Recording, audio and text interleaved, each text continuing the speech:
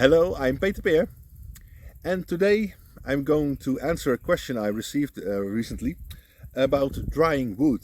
Because whenever you got a log of wood which is wet, um, yeah, you can't turn things from it, especially not in spindle direction. Because most of the time you make something in spindle direction, you make something which has to keep a shape. Like for instance, when you make a box, you would like to keep the lid fitting all the time, or when you make a spinning top, it's nice if the spinning top stays true and doesn't wobble too much. So when you start off with wet wood, in that case, you won't have a very satisfactory product. So it's best to dry the wood.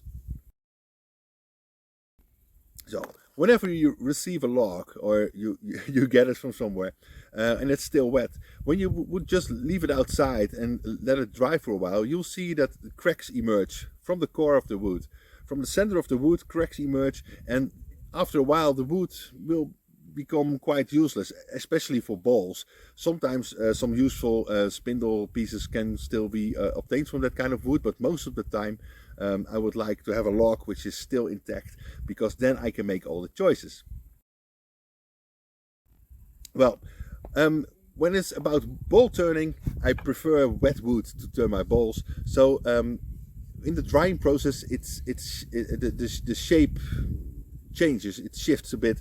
And you get some high spots and some low spots, and I really love that, because it's like a natural effect which I cannot control, which I like so much, because I can control the shape of the ball, but then the drying process can flip it around a little bit, and that's what I really like. It's a little bit more surprising that way. So I rarely turn my own ball blanks, to call it that way. What is being done, and I've done it before, is to leave the ball very thick, like 1 inch thick, about that range, and then you can let it dry for a few months, and after that, when it's dry, you can turn a ball and it will stay in the very flat and round shape you make it. So that's a way to do it, but I rarely do that, because I really like the little bit distorted balls. I love them a lot. But when it's about spindle turning, I really like box making and spinning tops. And for those two kinds of products, you really need dry wood, because otherwise the shape will change, and the spinning top will wobble and the box won't fit anymore. So that's why I dry my wood. You can buy dried wood, of course, and I think sometimes it's very luxurious if you can just go to a shop and buy some really nice dried timber. Really, if you have the possibility to do so, please go ahead.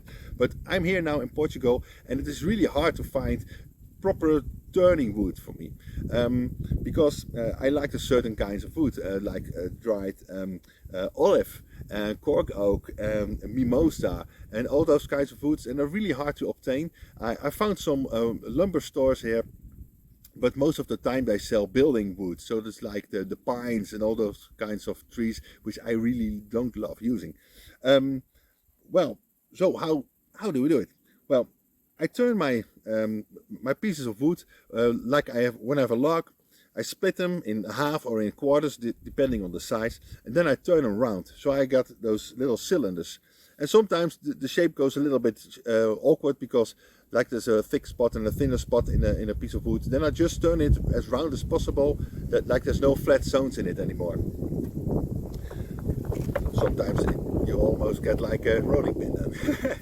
But I can saw it off, but I can just leave it this way as well. This doesn't matter. Well, but what I do then is, like, I apply some oil on the end grain, because the end grain is where the wood dries fastest. And when I put some oil on it, in this case I used olive oil, which I had in my shelf, so it worked perfectly. Put on some olive oil, and in this way I got this end grain impregnated, and it doesn't evaporate as fast from the end grain out. So then the chances are higher that you can get a piece of wood which is dried without any cracks. So that's of course the goal. Well, then I just leave it to dry. But there's one more thing I do just before I lay it to dry, and that is that I write down the date, the type of wood, and the weight of the wood. So the date, the weight, and the type of wood. In that way I can check if the wood is dry. For instance, I got this piece of olive wood which I turned in May this year, and when I just turned it, it was 163 grams.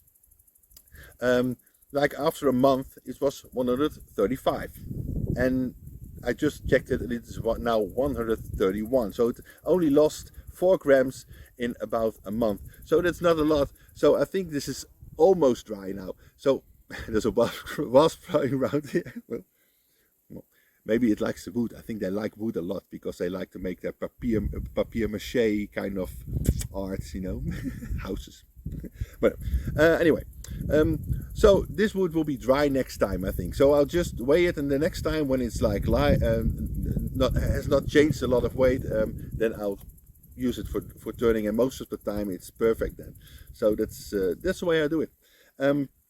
Now I got this wood in this little wooden box which I used to pack the cherries in, which were lovely actually. And I will just put a little bit of plastic bag over on top of it. Then it will slow down the evaporation of the water, so it just will not keep it outside just like this, because then the wood will crack, especially in the sun. I'll just keep it on in a moderate place. But now here in Portugal, this week it will be 40 degrees centigrade, so it will be really hot, and inside the house is also quite hot. But still, when you cover it over and it cannot evaporate that fast, most of the time it will work perfectly.